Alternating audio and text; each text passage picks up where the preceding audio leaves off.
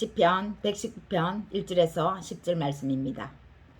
행위가 온전하여 여호와 율법을 행하는 자들은 복이 있으며 여호와의 증거들을 지키고 전심으로 여호와를 구하는 자는 복이 있도다. 참으로 그들은 불의를 행하지 아니하고 주의 도를 행하는도다. 주께서 명령하사 주의 법도를 잘 지키게 하셨나이다. 내 길을 굳게 정하사 주의 율례를 지키게 하소서. 내가 주의 모든 계명에 주의할 때는 부끄럽지 아니하리다. 내가 주의 의로운 판단을 배울 때는 정직한 마음으로 주께 감사하리다. 내가 주의 율례들을 지켜오리니 나를 아주 버리지 마옵소서. 청년이 무엇으로 그에게 행실을 깨끗하게 하리까? 주의 말씀만 지킬 따름입니다. 내가 전심으로 주를 찾아 싸우니 주의 계명에서 떠나지 말게 하소서. 아멘. 찬송 한 장 부르겠습니다.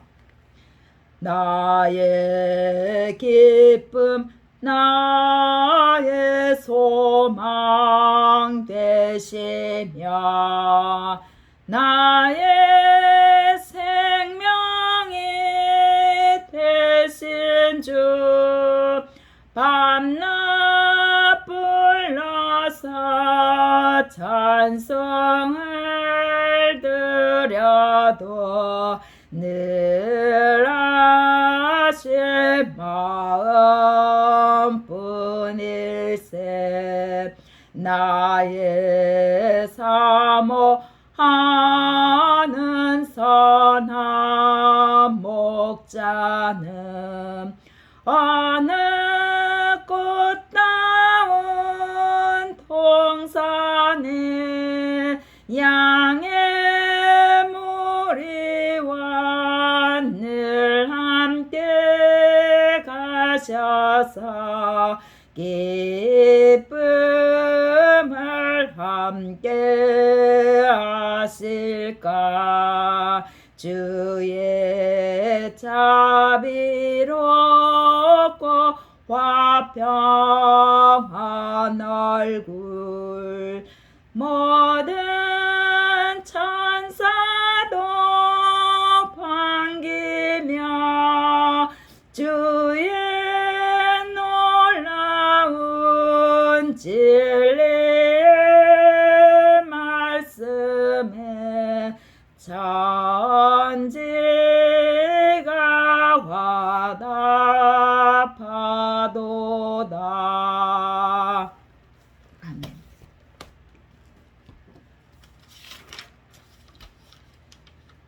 우리의 영혼은 영원을 사모하도록 창조되었습니다. 많이 가졌던 적게 가졌던 모든 사람은 탐욕이 있습니다. 그러므로 우리는 이 세상의 안목의 자랑, 이생의 자랑, 육신의 정욕에는 만족함이 없습니다. 시간이라는 한계, 공간이라는 이 한계의 제한 내에 있기 때문에 시간이라는 한계 속에서, 공간이라는 한계 속에서 하나라도 더 가지려고, 모으려고 애를 쓰는 거죠. 우리의 영혼이 영혼을 사모하기에 영혼이 갈망하는 것을 찾아내야 합니다.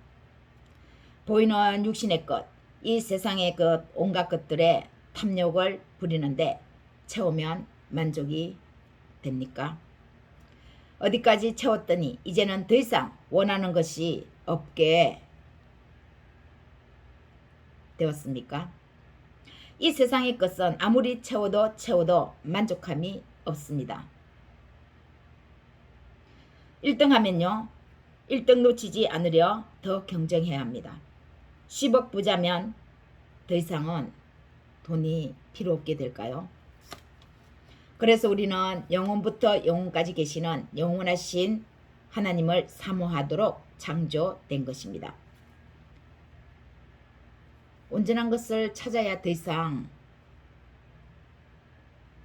만족을 누리고 더 이상 불만족으로 찾지 않을 수가 있는 거죠. 영혼부터 영혼까지 계신 하나님을 만나면 그 안에서 이 세상을 바라보면 이 세상은 하나의 점입니다. 억만년 셀 수 없는 그 영혼의 시간에 비하면 이 세상 우리가 아등바등 경쟁하여 쟁탈하는 이 성취는 하루살이 같은 것입니다. 하루살이에 불과합니다. 하나님은 어떤 형상이 없으신 분입니다. 그 어떤 형상을 주시지 않는 이유가 있습니다. 그 어떤 형상도 필요 없게끔 확실한 증거인 언어를 주신 것이죠. 말씀입니다. 말씀으로 하나님은 확실한 증거를 주신 겁니다. 이것보다 더 확실한 것이 없기 때문에 하나님은 그 어떤 형상도 만들 수가 없습니다. 어떤 형상으로도 나타낼 수가 없습니다. 말씀이 확실하기 때문이죠. 말씀인 율법은 일반적인 글과 비교되지 않는 것은 이 속에 온갖 부하, 보하, 보물이 들어있기 때문입니다.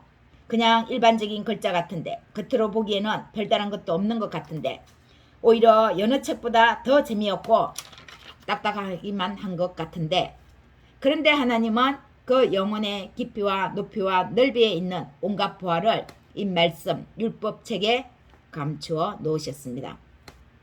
바다를 특별히 사랑하는 사람, 산을 또 특별히 사랑하는 사람은 일반적인 바다를, 산을 겪는 곳과 다른 깊이 값어치를 그곳에서 발견합니다. 보물은 쉽게 찾아지지 않습니다. 보물이 쉽게 찾아진다고 한다면 그것은 이미 보물이 아닙니다. 설령 보물일지라도 여기저기서 가는 곳마다 보물을 발견한다면 그 보물의 값어치는 훨씬 떨어지겠죠. 하나님의 말씀이 바로 이와 같습니다. 사람들이 쉽게 찾지 못하도록 꼭꼭 숨겨 놓은 것과 같습니다. 너무나 온갖 귀중한 보화, 보물이 다 들어있는데 쉽게 발견한다면 그것이 보물의 값어치가 있겠습니까? 복이 이 말씀 안에 있는데 말입니다. 복이 들어오는 길, 복이 있는 장소, 복을 받는 방법, 이 모든 것들이 말씀 속에 감추어져 있는 것입니다. 그냥 석석 읽었는데 거기에 복을 발견한다면 이 세상에 누구나 하나님 말씀을 보겠죠. 하나님의 말씀을 받아들여 여기저기서 사람들이 하나님의 말씀을 읽어댈 것입니다. 그런데 여러분, 말씀을 열면 그 안에 그 속에 들어있는 보화를 어떻게 찾을 수 있습니까? 어떻게 쉽게 발견하지 못했는데 발견하게 되는 걸까요? 그리고 왜 반드시 발견하고 찾아야 하는지요? 먼저는 율법을 따라 말씀을 쫓는 자들에게 하나님은 복을 허락하셨습니다. 그리고 두 번째는 그렇다면 쉽게 찾을 수 없는 이 복을 찾기 위해 우리의 자세를 하나님은 또한 말씀하시고 계십니다. 2절에서 10절에서 말씀하시죠. 여호와의 증거들을 지키고 전심으로 여호와를 구하는 자는 복이 있도다. 우리의 자세, 전심으로 우리의 온 마음을 다해서 하나님 앞에 이 복을 구해야 된다는 것입니다. 그런 마음으로 말씀을 읽어야 한다는 것입니다. 그러면 불의를 미워합니다. 온 마음을 다해서 하나님의 말씀을 볼 때에 불의를 찾아낼 수 있죠. 그 불의를 미워하게 됩니다. 미워하는데 계속 그 불의가 우리를 떠나지 않을 때 우리가 또 잘 되지 않으므로 우리는 기도하게 되는 것입니다. 점점 기도하고 또 점점 불의를 몰아내어 갈 때 어느새 하나님의 말씀이 우리 안에 육신이 되어 거하시는 거죠. 그런데 우리가 자칫 함정에 빠질 수 있는 위험을 또 만날 수도 있습니다. 이것은 우리 자신 스스로에 의해서도 또 외부로부터 압박해 오는 어떤 환경으로부터 그런 오는 복병과도 같은 것입니다. 1절에 보면 행위가 온전하여 여호와의 율법을 따라 행하는 자들은 복이 있으며 안 그래도 포기할까 흔들리는데 내 안에서 또 바깥에서 우리를 시험합니다. 행위가 온전하여 여기에 자기 자신이 걸려 넘어질 수 있는 거죠. 행위 온전한 사람 없죠. 더더욱 하나님은 우리의 모든 행동에 한치의 거짓이 없는 것을 말씀하시는 것이 아닙니다. 하나님 안에 거하는 것을 말씀하시는 것입니다. 하나님은 본래 우리가 쉽게 바람 불면 바람같이 그 바람에 의해서도 날려갈 존재라는 그 연약한 것마저 다 아시고 계십니다. 그런데 우리한테 그 행위가 온전하게 지키지도 못할 그 행위의 온전함을 하나님은 우리에게 인간에게 그렇게 바라시지 않습니다. 믿음 안에 사는 것을 말씀하시는 것입니다. 하나님을 자신의 주로서 주권자로서 온전히 받아들이는 것을 말씀하시는 것입니다. 이 세상과 오는 세상의 주권자이심을 인정하는 것입니다. 행위 온전하여. 가령 도덕적으로 어떤 사람이 도덕적으로 규율을 잘 지켜도 그의 마음은 그 규율을 인정하지 않을 수도 있습니다. 행위로는 잘 지키는데 그의 전심은 딴 데 가 있을 수도 있는 거죠. 규율을 완벽하게 지켰지만 마음은 이중적으로 딴 곳에 두는 것이면 그 사람은 사람으로서는 규율을 잘 지켰지만 하나님은 그를 인정하지 않습니다. 그래서 하나님은 속일 수 없는 거죠. 사람은 외형적으로 외모로 상대방의 눈가림을 할 수 있지만 하나님은 마음을 감찰하시는 분입니다. 오히려 사람의 마음을 더 정확히 감찰하시기 때문입니다. 자기의 전공 분야에 자신이 있으려면 학사, 석사, 박사까지 적어도 10년은 공부해야 하잖아요. 그런데 하나님의 말씀은 곧바로 열리지 않는다고 사람들이 쉽게 포기하는 겁니까? 왜 쉽게 손을 놓습니까? 학사, 석사, 박사보다 더 시간을 필요로 할 수 있는 것 아닙니까? 학사, 석사, 박사 따는데 10년 걸린다면 하나님의 말씀의 문이 이 복의 축복이 열리는 데는 이 10년보다도 더 걸릴 수도 있습니다. 그런데 사람들은 금방 예수 믿으면 이 복이 열린다고 착각을 합니다. 오해를 합니다. 말씀의 그 문이 열리는 순간 그 안에 지금까지 찾아 헤매던 그 복을 만나는 건데요. 쉽게 얻어지겠습니까? 쉽게 그 말씀의 문이 열리겠습니까? 거기에 진주보다 더 귀한 지혜가 있습니다. 우리가 진주를 아주 값어치 있게 생각하지만 그 진주보다 더 값어치 있는 것이 지혜인데 그 지혜가 말씀의 문 안에 들어가면 있다는 것입니다. 진주를 손에 쥐어줬는데도 그 진주를 제대로 사용할 수 있는 것이 지혜거든요. 석사, 박사보다 더 앞서는 지식이 이 말씀의 문 안에 들어가면 있습니다. 작자 미상같이 보이는 119편인데 아마 다윗의 시로 추정하는 것 같습니다. 그렇다고 한다면 다윗이 왜 이렇게 말씀, 주의 계명에 자신의 목숨, 전심을 걸었겠는지요. 우리가 찾고 찾아 헤매는 그것이 바로 여기에 있기 때문입니다. 복이죠. 복입니다. 다윗은 찾았습니다. 그것도 단순한 복이 뚝 떨어지는 것이 아니라 복이 생성되는 만들어지는 일련의 과정들을 발견하면서 얻은 것이므로 잃어버리지 않고 흔들리지 않는 그 영원한 것을 발견하게 된 것입니다. 그 영원한 복을 다윗이 발견했습니다. 우리가 세상에서 그렇게 복 받으려고 헤매던 그 복의 1000배나 더 되는 것이 이 말씀의 문으로 들어갔더니 그곳에 있었다라는 것입니다. 다윗이 그곳에서 발견한 것입니다. 생명 그곳에 있었습니다. 어떻게 하면 사망의 문으로 들어가는 건지 어떻게 하면 멸망으로 빠져들어가는 건지 그런 방법도 그 아는 방법도 그 속에 있었다라는 것입니다. 중요한 것은 우리의 전심입니다. 우리의 마음이 주를 늘 사모해야 합니다. 시간이 꽤 오래 걸립니다. 죽을 만큼 힘들 겁니다. 말씀 하나 얻기 위해 직업도 사람도 다 잃을 수도 있습니다. 아니 잃어야 얻습니다. 그러다 후퇴할 수도 있습니다. 또 후회할 수도 있습니다. 어쩌다 내가 말씀 하나 붙들었나 괜히 말씀 믿고 모든 걸 내 전부를 걸었나 이렇게 후회할지도 모릅니다.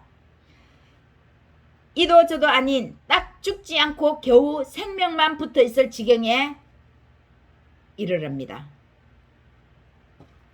그런데 어느 날 환한 빛이 보이는 거죠. 말씀에 의해 다 잃고 말씀에 의해 소생하는 그 빛이 드디어 비춰지는 겁니다. 말씀의 문이 열리는 거죠. 예수 그리스도 그분이 이미 이 말씀의 문을 여셨습니다. 그러나 우리가 주의해야 할 것은 우리는 세상을 이기신 그분이 우리 자신 안에서도 여시기를 기도를 해야 하는 것입니다. 주님은 세상을 이기셨죠. 그런데 세상을 이기신 그 주님이 나를 통해서도 또다시금 이기셔야 됩니다. 이미 신약 세대에 우리는 살고 있기 때문에 우리는 구약을 읽을 때 거꾸로 구약을 읽어 나가야 합니다. 예수님이 오신 것을 생각하면서 구약을 읽어야 되는 거죠. 그래서 1절에 행위가 온전하여 그 말씀을 접할 때 우리가 율법에 매여 있지 않게 되는 것입니다. 이미 승리하신 예수 그리스도를 바라보며 성경을 접해야 하는 거죠. 그런데 다윗은 우리와 반대로 오신 예수님을 미리 바라보며 말씀을 읽었습니다. 그리고 그 말씀의 문에 들어가서 오시지 않는 예수님을 미리 만난 거죠. 우리는 예수님을 만나고 구약을 읽는 것입니다. 그럴 때 우리가 율법을 넘어설 수가 있는 것입니다.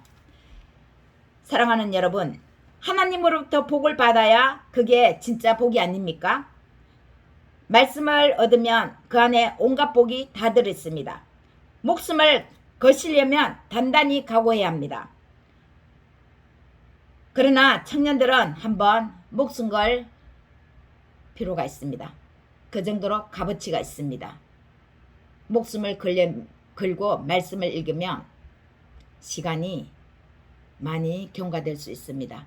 성공하는데 조금 빠르지도 않을 수도 있습니다.